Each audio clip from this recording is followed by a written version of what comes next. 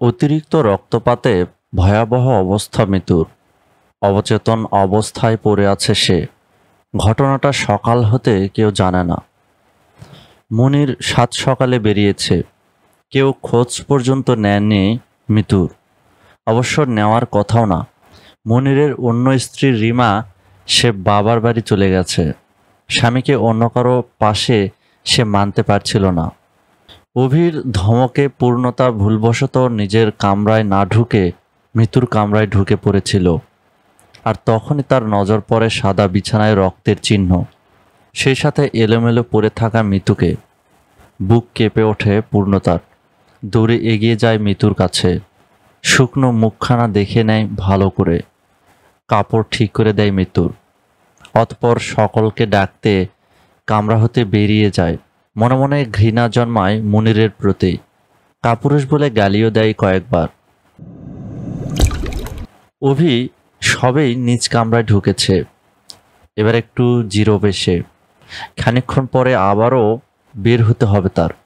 পাশের এলাকার প্রভাবশালী ইফতিয়ারের সাথে মুখোমুখি কথা বলতে হবে। ভোটে বিজয়ী অভিই হবে। তবুও একবার ইফতির মুখোমুখি হতে চায় সে। মনে মনে ইফতি গভীর কোনো ষড়যন্ত্র পাকাচ্ছে, যা চতুর অভির বেশ বুঝতে পারছে। ধবধবে সাদা পালঙ্কে সবেই একটুখানি বসেছে অভি। তখনই দৌড়ে কামরায় ঢুকে পূর্ণতা। চোখে মুখে তার আতঙ্ক। অভি বিচলিত হয়, তবু আদুরে ভঙ্গিমায় দুই হাতে আগলে নেয় না মেয়েটিকে। মুখের গম্ভীরতায়ও কমায় না। পূর্ণতা হাতের উল্টা পিঠে চোখের পানি মুছে মাথা নিচু করে বলে, ছোট চাচা কালসাকে বিয়ে করে এনেছে। সে অবচেতন অবস্থায় পড়ে আছে বিছানায়। অতিরিক্ত রক্তক্ষরণ হয়েছে, তার চিকিৎসার প্রয়োজন। দীর্ঘশ্বাস ফেলে অভি। জবাব দেয় না, তাড়াহুড়ো করে উঠেও যায় না। পূর্ণতা আহত নয়নে তাকিয়ে থাকে অভির মুখপানে। বাঁচাবেন না তাকে? চোখের কোণে আবারও পানি জমেছে পূর্ণতার। চোখের সামনে ভেসে উঠছে ছোট বোনের নিথর দেহখানা, রক্তাক্ত পা জোড়া। পুরুষ মানুষ শুধুমাত্র নারীর দেহের পাগল। দেহ ছাড়া তারা কিছুই বোঝে না। নারীরা শুধুমাত্র ভোগের বস্তু। বিড়বিড় করে বলে পূর্ণতা। অভি শুনতে পায়, তাকায় গোলগাল মায়াবী মুখ পানে। ডান হাত এগিয়ে গালে হাত রাখে। বুড়ো আঙুলের সাহায্যে মুছে দেয় চোখের পানি।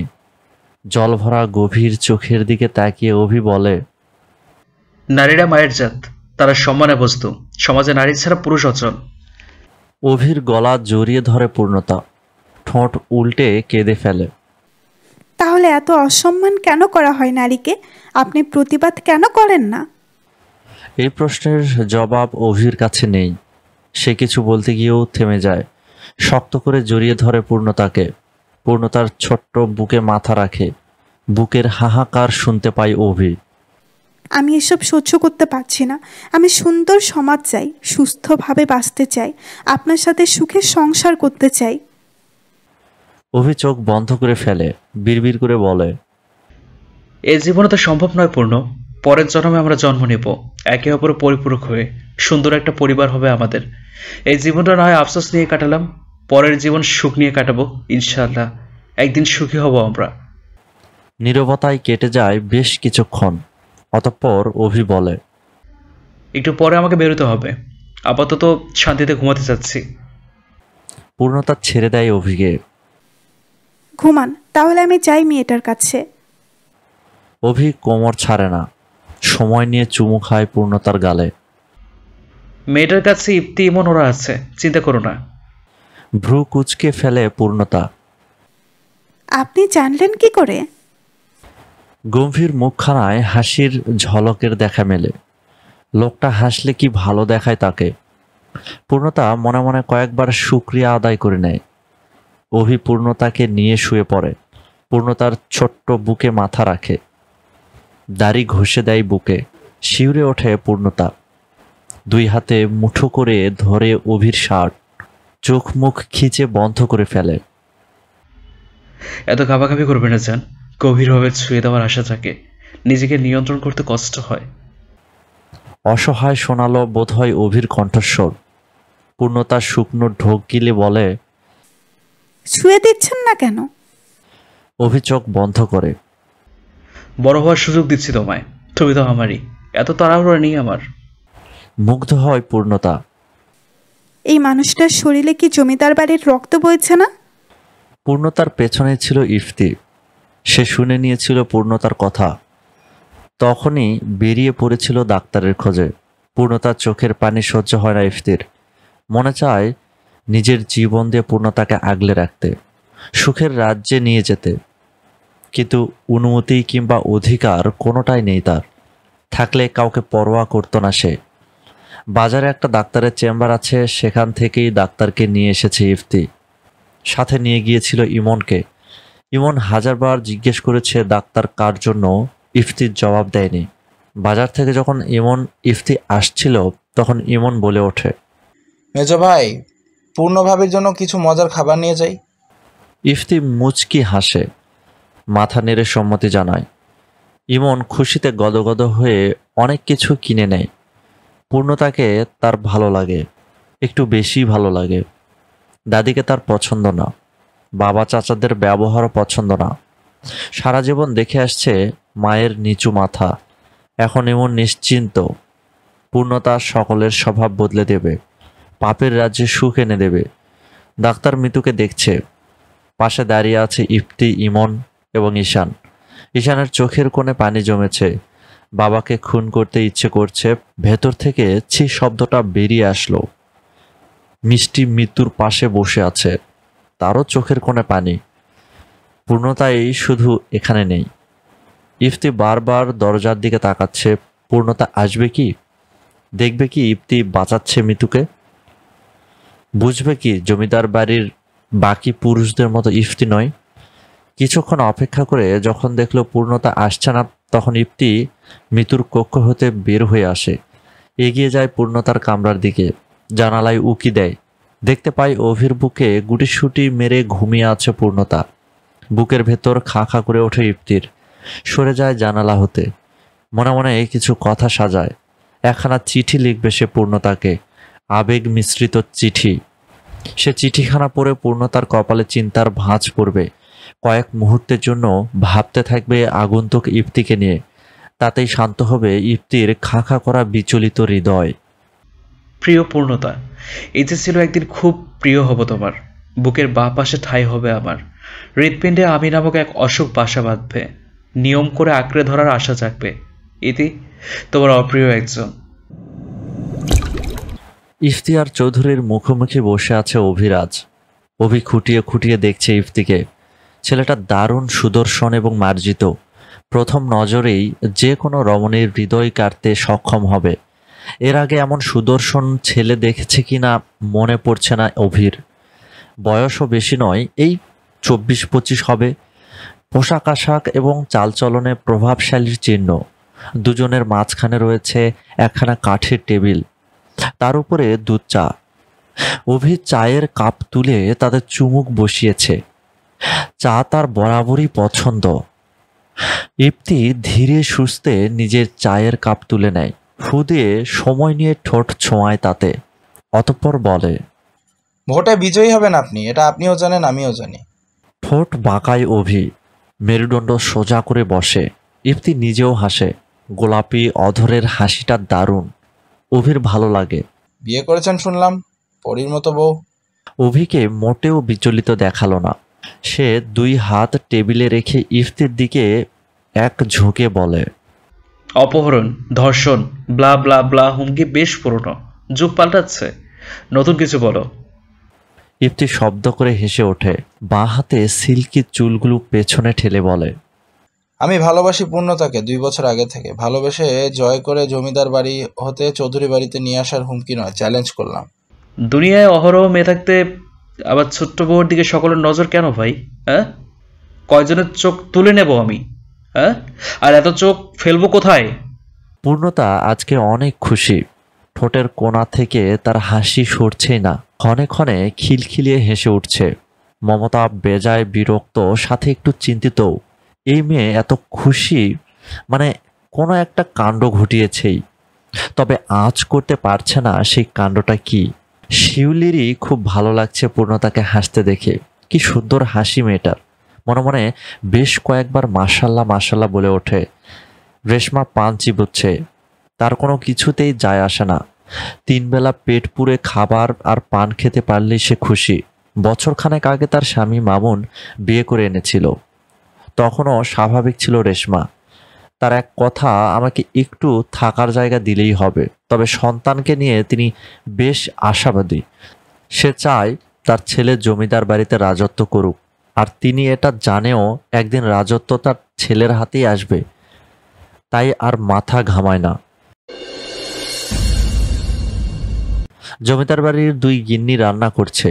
পূর্ণতা হাতে হাতে এগিয়ে দিচ্ছে, আর মমতা মোড়া পেতে বসে হুকুম জারি করছে। কাজের লোকদের আজকে ছুটি। কোথায় পাঠানো হয়েছে তাদের পূর্ণতার অজানা, তবে জানতে হবে। আর কমলাকে কোথায় পাঠানো হয়েছে এটাও জানতে হবে। রান্না প্রায় শেষের দিকে। সেই মুহূর্তে বাড়িতে অতিথির পা পড়ে। সোজা রান্নাঘরে এসেছে অতিথি। পূর্ণতা ভ্রু কুঁচকে তাকিয়ে থাকে। যুবতী মেয়ে, জামা কাপড়ের হাল বেহাল। এরকম জামা পূর্ণতা আগে কখনো কাউকে পরতে দেখেনি। তবে দেখতে বেশ লম্বা, ফর্সা, শরীরের বেশিরভাগ জায়গা দেখা যাচ্ছে। জিভ দিয়ে ঠোঁট ভিজিয়ে নেয় পূর্ণতা। মেয়েটি বলে ওঠে, নানু, আই এম কামিং। মমতা এক গাল হাসে, দাঁড়িয়ে জড়িয়ে ধরে মেয়েটিকে। আমার মনা আসছে। শুরু হয় দুজনের আলাপ আলোচনা। পূর্ণতা বুঝে নাই এটা হচ্ছে জমিদারের নাতনি, মেয়ের মেয়ে। অবাক হয় পূর্ণতা। চোখের সামনে 2 মামি বসে আছে, অথচ তাদের সাথে কথা বলল না। মনা তখন বলে ওঠে, অভি কোথায়? মমতা আর চোখে তাকায় একবার পূর্ণতার দিকে, অতঃপর বলে, অভি রুমেই আছে। যা তুই, সকাল থেকে ছেলেটা তোর কথাই জিজ্ঞেস করছিল। চোয়াল শক্ত করে ফেলে পূর্ণতা। মমতা মিথ্যে বলছে এটা সে জানে। অভি মোটেও এই ডাইনের কথা জিজ্ঞেস করেনি। শৈতান বুড়ি, আর কিছু মুহূর্ত অপেক্ষা করুন, আপনার মজা আমি দেখাচ্ছি। বিড়বিড় করে বলে পূর্ণতা। মনা কোমর দোলাতে দোলাতে চলে যায় অভির কক্ষের দিকে। পূর্ণতাও যেতে নেয়। মমতা হাত টেনে ধরে। তুই কোথায় যাস? কাজ কর। পূর্ণতা মমতার থেকে নিজের হাতটা ছাড়িয়ে নেয়, অতঃপর কানের কাছে ঠোঁট নিয়ে ফিসফিস করে বলে, সতীনকে বরণ করার প্রস্তুতি নিন বুড়ি, আমি আপনার মনাকে আপ্যায়ন করে আসি।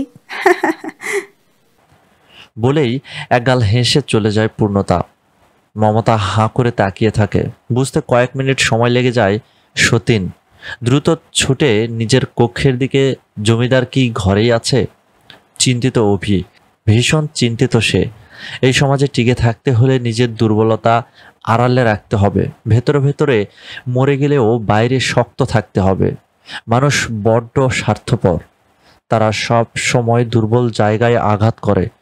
কপালে হাতে ঠেকিয়ে চোখ 2 বন্ধ করে অভি। সারা রাত অনেক পরিশ্রম করেছে, এবার একটু ঘুম দরকার। হঠাৎ অভির মনে হয় কেউ একজন তাকে দেখছে। ধীরে ধীরে তার দিকে এগিয়ে আসছে। ঘ্রাণ শুকেই অভি বুঝতে পারে এটা পূর্ণতা নয়। ধপ করে চোখ খোলে, উঠে বসে লাফিয়ে। মনা হাসে, জামার গলাটা নিচের দিকে টেনে আবেদনীয় ভঙ্গিতে বসে অভির পাশে। অভির উদাম বুকে হাত গুলিয়ে জিজ্ঞেস করে, কেমন আছো অভি? অভি এক পলক তাকায়, অতপর জবাব দেয়, ভাবছি তোমায় অতিথিশালায় রেখে আসবো। খদ্দেরের চাহিদা বেশ মেটাতে পারবে। অভিজ্ঞ পেশার চাহিদাও বেশি। থমথমে মুখে হাত সরিয়ে নেয় মনা। অভি ঠোঁট বাঁকায়। তুমি পুরোপুরি অলঙ্গ হয়ে আমার সামনে নাচানাচি করলেও তোমার প্রতি ইন্টারেস্ট জাগবে না আমার। অভিরাজ কখনোই পচা জিনিসে নজর দেয় না। দাঁড়িয়ে যায় মনা। রাগে তার শরীর জ্বলছে। এত কিসের অহংকার তোমার? চেনো তুমি আমায়? আমাকে একটু টাচ করার জন্য কত মানুষ পাগল। খানিকটা চিল্লিয়ে বলে মনা। অভি দীর্ঘশ্বাস ফেলে। নজর পড়ে পর্দার আড়ালে লুকিয়ে থাকা পূর্ণতার দিকে। হাসি পায় অভির। হাসি চেপে মনাকে জবাব দেয়, তোমার এত চাহিদা বলেই তো বলছি অতিথি আপ্যায়নে যেতে। তোমার নানা ভাইয়ের ব্যবসা রমরমা হয়ে উঠবে। মোনা দাঁত কটমট করে, কিছু বলার জন্য আঙুল তোলে, কিন্তু কি বলবে বুঝে উঠতে পারে না, তাই হনহনিয়ে চলে যায়। অভি চলে যায় গোছলখানায়। পরনারীর হাতের ছোঁয়া যতক্ষণ ধুয়ে ফেলতে না পারবে গা ঘিন ঘিন করবে। পূর্ণতা খুশি হয়, হাসতে হাসতে চলে যায় জমিদার বাড়ির মূল ফটকে। এখনই ধামাকা হবে। থমথমে মুখে বাসায় ফিরেছে জমিদার সাহেব। তার পাশে মধ্যবয়সী এক মহিলা, গায়ে তার মমতা বেগমের বিয়ের গহনা, পরনে মমতা বেগমের বিয়ের বেনারসি। চমৎকার দেখতে মহিলাটি। মমতা বেগমের খুব চেনা এই মুখখানা। পতিতালয়ের দায়িত্বে রয়েছে মহিলাটি। এই মহিলাই পতিতালয়ের মহিলাদের দেখভাল এবং টাকা পয়সা হাতিয়ে নেয়।